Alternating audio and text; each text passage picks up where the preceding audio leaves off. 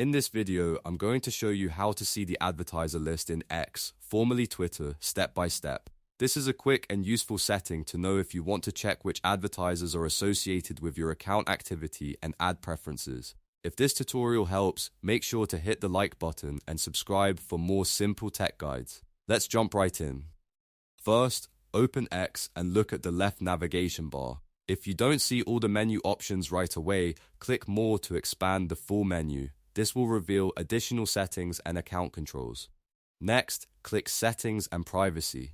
This is where X keeps most of the account, privacy, and advertising options you may need to manage. Once you're inside Settings, click Privacy and Safety. This section controls how your account interacts with personalization, visibility, and data-related preferences. After that, click Ads Preferences. This is the area where X lets you manage advertising-related settings and review ad personalization information. Now look for the option called Your Advertiser List and click it. This will open the list of advertisers connected to your account activity and ad experience. And that's it, you've now found how to see the advertiser list in X. If this video helped you out, don't forget to like, subscribe, and turn on notifications for more fast and easy tutorials just like this one. Thanks for watching, and I'll see you in the next video.